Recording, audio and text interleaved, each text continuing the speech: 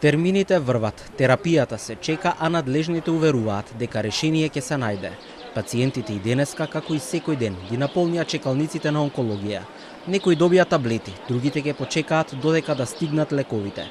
Пораката до надлежните е кратка и јасна. Тендерите не се наш проблем. Директорот на Фондот за здравствено осигурување вчера кажа дека неделава ќе има решение за 2 лека, а потоа и за преостанатите 3 кои што ги нема на онкологија во моментов, а кои спаѓаат во делот на биолошка терапија.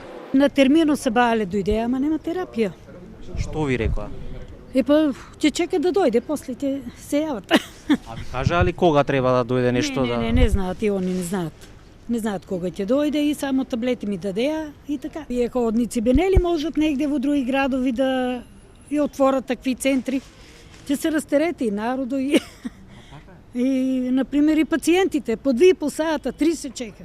А тие тесни ходници, тоа е хаос. Јас не се соочив со тоа дека нема, али добро, таблетите секогаш скоро ги има, ова другата терапија некогаш ја нема, тоа што каснат со тендери, тоа не е наш проблем. Состојбата е за нигде никаде.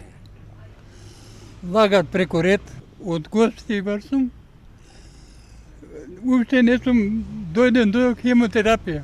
Откако првиот човек на ФЗО, Клековски, беше дециден дека нема да отстапи од формирање регистар на онколошки пациенти, за да се знае колку ги има и колку терапија треба да се набави. Од онкологија денеска писмено се огласија. Се додека нема скрининг програми што се функционални во пракса, а не само на хартија. Бројот на пациенти со напредната болест само ќе се зголемува. Исто така, стручниот колегиум на клиниката е на мислење дека регистарот за рак ќе остане нефункционален, додека не се обезбеди адекватен кадар, оддел за континуирано ажурирање на податоците со оглед на обемот на работа и преоптовареноста на постојниот персонал на клиниката. Министерот за здравство Арбен Таравари се уште не изнал свој став во јавноста за тоа како се дозволи онкологија да остане без дел од биолошката терапија за пациентите со метастазиран канцер. Но партиите си упатија бројни обвинувања. Па ако цела 2024 година не се земале лекови на реверс, што се чекало до сега? Зошто не се реагирало порано? Зошто не се направил план за набавки? Зошто се дозволи да се доведе во прашање животот на онколошките пациенти? Лекови од донации, а владата сака авион да купува и илјадници евра за шетање во странство да троши пари на граѓаните.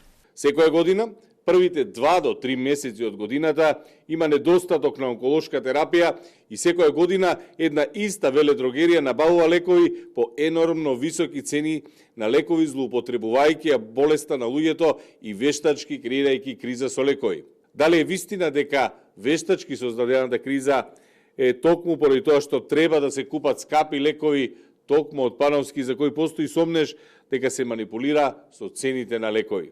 Од Фондот за здравство вчера посочија дека ваквиот проблем се случува секогаш кога се прави премин од една во друга финансиска година, а досега ваквите проблеми се решавале со реверси.